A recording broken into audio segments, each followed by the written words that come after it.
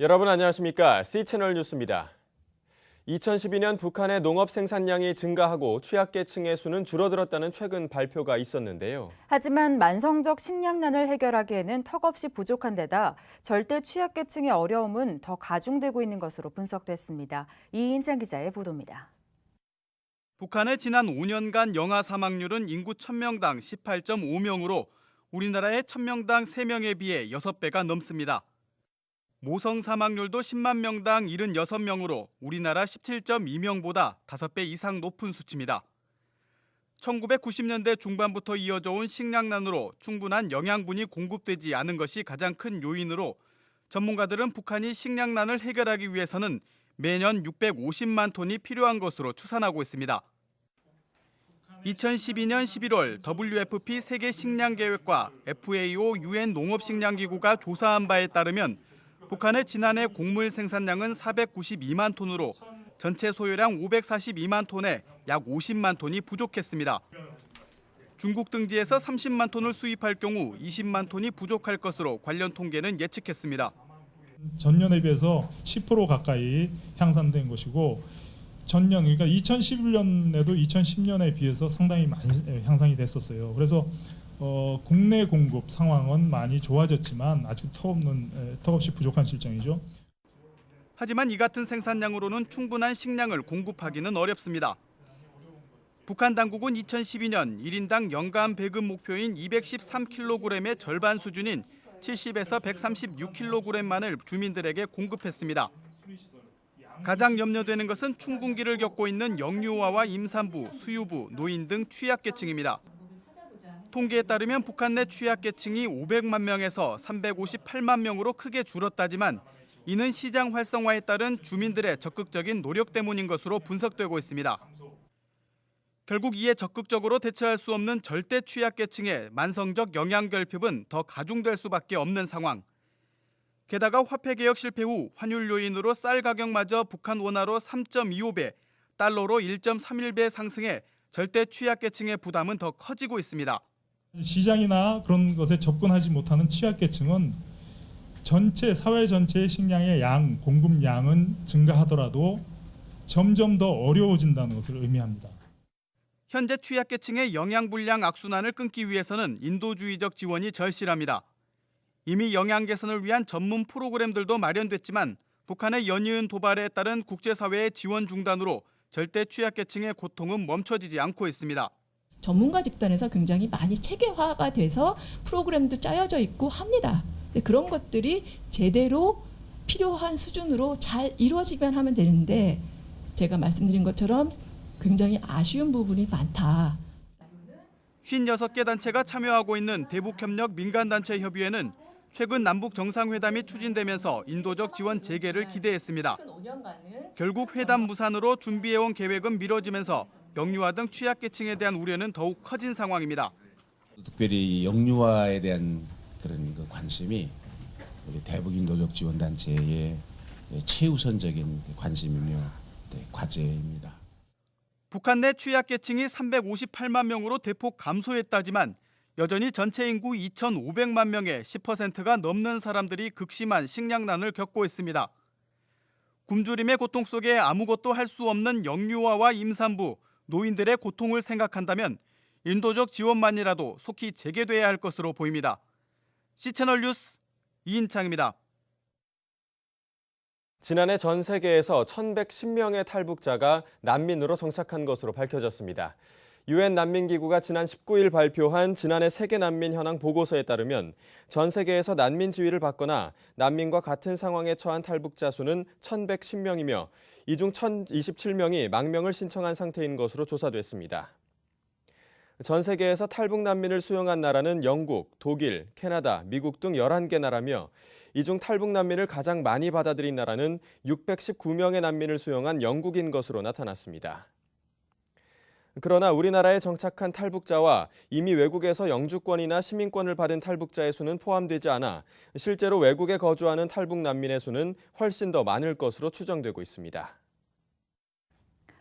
복음 전파의 사명을 갖고 캄보디아로 떠난 선교사 가족이 교통사고를 당해 선교사 부부와 자녀 2명이 숨지는 안타까운 일이 발생했습니다. 인터서브 코리아에서 캄보디아로 파송된 방효원 선교사의 가족은 지난 18일 사역지인 시엠립으로 향하던 도중 마주오던 관광버스와 충돌하는 사고를 당했습니다.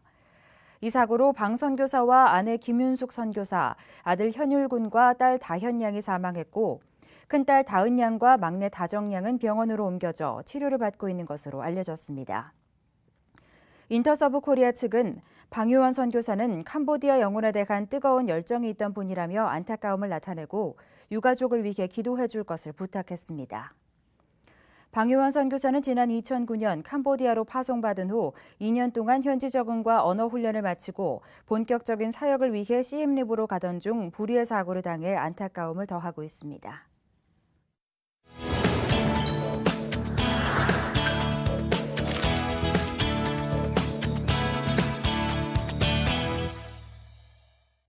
한 주간의 기독교 문화 소식을 전해드리는 문화산책 시간입니다.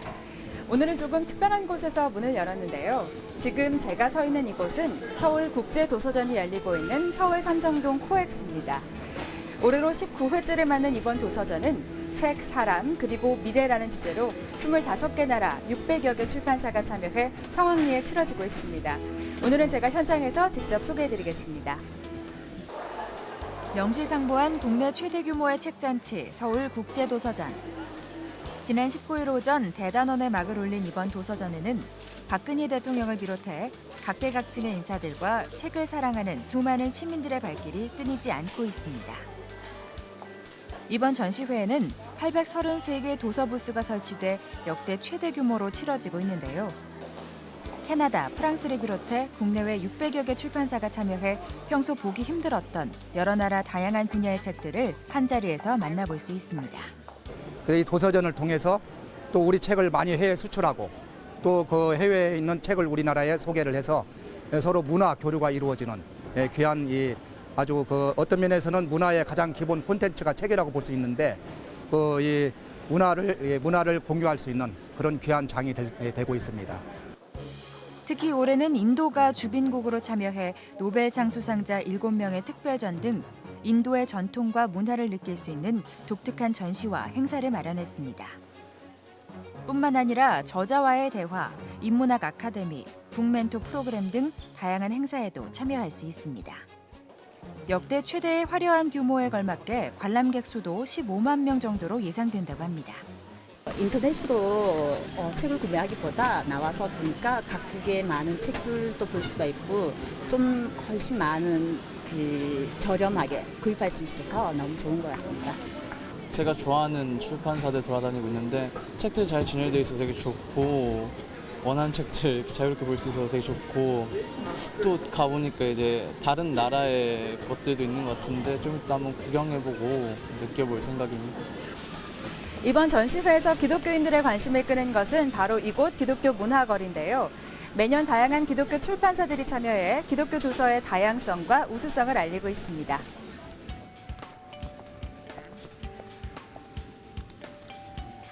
지난 2008년부터 시작된 기독교 문화거리는 도서 판매뿐 아니라 문화 소통의 장이 되어오고 있는데요. 이번 전시에 참여한 20여 개의 기독교 출판사들은 방문객들이 예수와 기독교에 대해 조금이라도 알게 되길 소망합니다. 위원장님 안녕하세요. 네, 안녕하세요. 네, 이 기독교 문화거리를 조성하게 된 이유가 혹시 있으신가요? 예, 2013년 서울국제도서전을 맞이해서 144개 기독교 출판사 회원사들 중에서 21개의 대표적인 기독교 출판사들이 하나의 그 기독교 문화거리를 만들면서 복음을 일반 대중들, 독자들에게 알릴 수 있는 기회를 마련하고자 이번에 기독교 문화거리를 만들었어요. 네, 이번 전시회에서 기독교 문화거리의 특징이 있다면? 예, 이번 기독교 문화거리의 주제는 책의 역사 또 다른 미래입니다. 책의 역사는 말 그대로 하나님이 우리에게 주신 이야기, 그리고 그것이 복음으로 엮어진 책의 문화를 얘기하고 또 다른 미래는 그 복음이 우리 교회들에게 하시는 그 앞으로의 우리의 사명이라고 생각합니다. 아마도 여기 오시는 독자분들이 이 책의 역사 또 다른 미래라는 기독교 문화거리를 통해서 새로운 미래의 영성을 만나보실 수 있기를 희망하고 기대합니다. 수많은 책들 가운데서도 기독교 출판문화상 수상작들을 한자리에 전시해 관람객들의 발길을 붙잡은 것은 물론 단순히 책을 홍보하는 데 그치지 않고 복음을 전하는 선교의 장으로 활용하고자 누구나 편안하게 찾아와 책을 읽을 수 있도록 다양한 노력을 기울였습니다.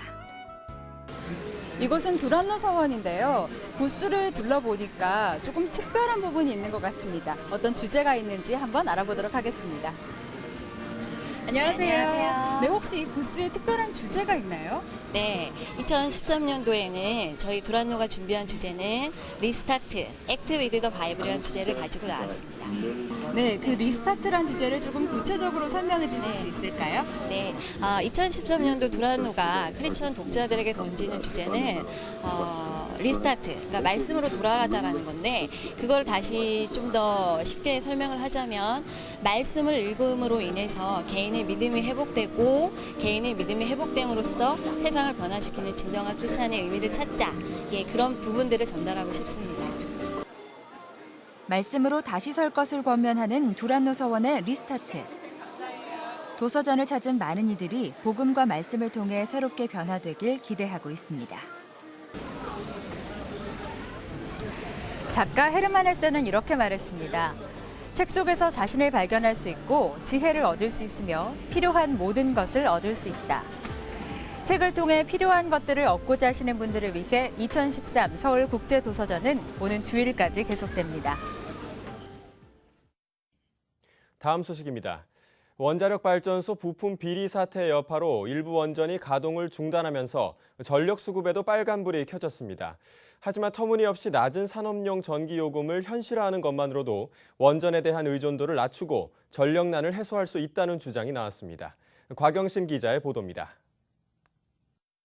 지난달 원자력 발전소 2기에서 불량 제어 케이블 사용이 발견된 것을 시작으로 연이어 드러나고 있는 원전 부품 비리 사태가 일파만파로 확대되고 있습니다. 지난 14일 원자력안전위원회는 수소 제거 장치, 협역 수위 측정기 등 다른 부품 5종류의 시험 성적서도 위조됐으며 가동 중인 9개 원전에 사용됐다고 밝혔습니다. 민주당 조경태 의원은 21일 지난 10년간 전국 23개 원전 가운데 8곳에서 부품 성적서 327번이 위조됐다는 조사 결과를 발표했습니다. 나머지 원전에 대해서는 조사가 진행 중이어서 더 많은 위조 부품이 발견될 가능성도 높은 상황입니다. 연이은 비리에 원전의 안정성을 믿을 수 없다는 국민들의 불안감은 커질 대로 커진 상황. 이에 더해 일부 원전의 가동 중단으로 여름철 전력 수급도 차질을 빚으며 불편이 초래되고 있습니다.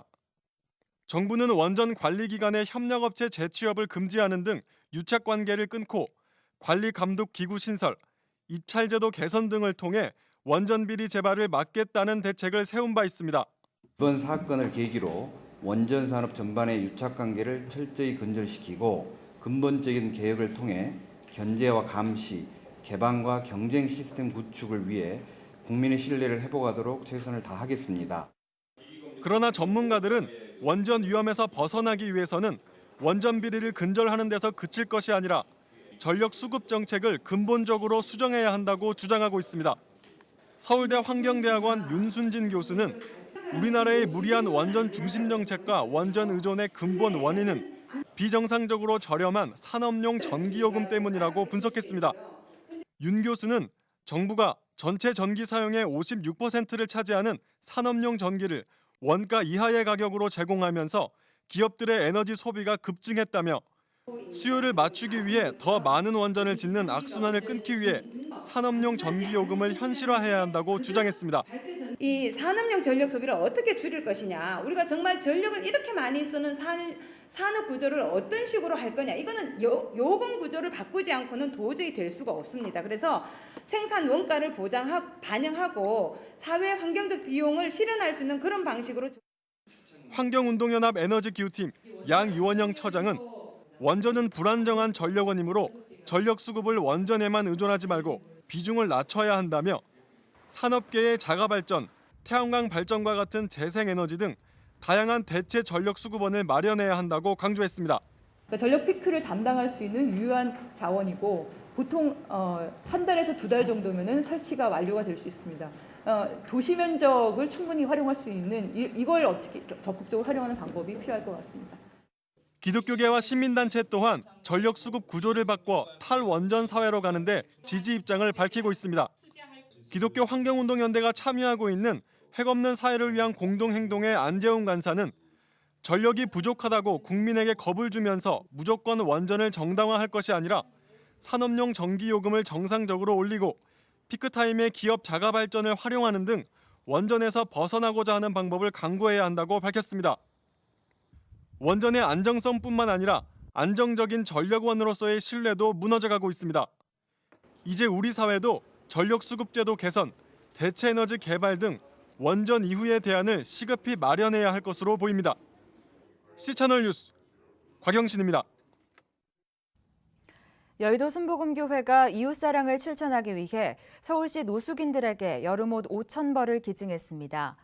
여의도 순복음교회는 서울시가 주최한 서울시 노숙인의 희망옷 나눔 릴레이 캠페인에 참여해 여름철 위생관리가 어려운 노숙인들에게 여름옷 5,000벌을 전달했습니다. 여의도 순복음교회 이영훈 목사는 기증식에서 어려운 이웃을 돌보는 나눔과 섬김이야말로 교회의 본질적 사명이라며 앞으로도 복지 구제 활동에 적극적으로 나서 빛과 소금의 역할을 담당하겠다고 밝혔습니다. 기증품을 전달받은 서울 노숙인 시설협회 서정화 회장은 교회가 어려운 이웃을 돌보는 데 앞장서 주셔서 감사하다며 무더위 속에서 갈아입을 옷도 없는 노숙인들에게 따뜻한 마음이 전해질 것이라고 소감을 전했습니다. 한국교회 주요 교단들이 이단으로 결의한 평강제일교회 박윤식 씨가 최근 이단 결의에 대한 재심을 요구하고 있는 가운데 세계 한인 기독교 이단대책연합회가 박 씨의 이단성을 밝히는 기자회견을 열었습니다. 세계 한인 기독교 이단대책연합회 이단연구위원장 이영호 목사는 박윤식 씨에 대한 연구보고서를 통해 박 씨의 사상을 객관적으로 분석해 밝힘으로써 더 이상 한국교회 목회자들이나 성도들이 오해하지 않길 바란다며 이번 연구의 취지를 밝혔습니다.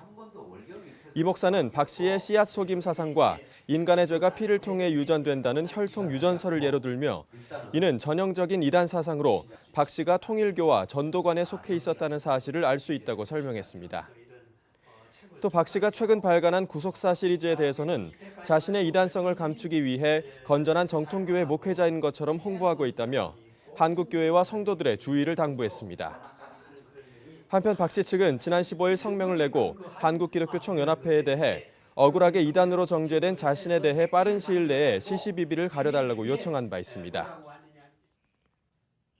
이 밖에 뉴스와 날씨를 전해드립니다. 종교계 노벨상으로 불리는 템플턴상의 올해 수상자로 남아프리카 공화국의 데스몬드 투투 주교가 선정됐습니다. 화해와 용서의 진전을 위해 평생을 헌신했으며 특히 남아공의 인종차별 종식에 기여한 바가 커 수상자로 선정됐습니다. 한국기독교 장로회가 개최한 간토 조선인 학살 90주년 심포지엄에서 1923 한일제일시민연대가 학살 진상규명 특별법 제정을 요청했습니다. 이들은 호소문을 통해 학살 관련 자료에서 발견된 명단의 후손을 찾을 수 있도록 한국 정부가 나서야 한다고 제안했습니다. 이장통합총회가 오는 27일 부산에서 한국교회사 포럼을 개최합니다. 한국교회의 부산 피난역사 탐구와 평화의 전망을 주제로 진행되며 부산장신대 탁재일 교수와 고신대 이상규 교수의 발제 등으로 진행됩니다. 교육시민단체 사교육 걱정 없는 세상이 갈수록 심각해지는 영유아 사교육 실태에 대한 대책 마련을 위해 영유아 사교육 포럼을 발족합니다. 사교육 걱정은 25일 포럼을 공식 발족하며 다음 달 23일까지 4차 연속 토론회도 계획하고 있습니다. 날씨입니다. 1년 중 낮이 가장 긴 절기 하지를 지났습니다. 이번 주말에도 더위는 계속되겠는데요. 전국이 가끔 구름 많겠고 강원 영서 남부, 충북 남부, 경북 북부 내륙은 오후 한때 대기 불안정으로 소나기 오는 곳이 있겠습니다. 아침 기온은 춘천 18도, 서울 21도를 기록하겠습니다. 낮 최고 기온은 대전, 대구 29도, 서울은 30도까지 오르겠습니다. 바다의 물결은 전해상에서 0.5에서 2.5m를 일겠습니다. 주간 날씨입니다. 주일 오후에 제주 지방에 다시 비가 내리겠습니다. 다음 주에는 주로 남해안 지방에 장맛비가 내릴 전망입니다. 뉴스를 마칩니다. 시청해주신 여러분 고맙습니다.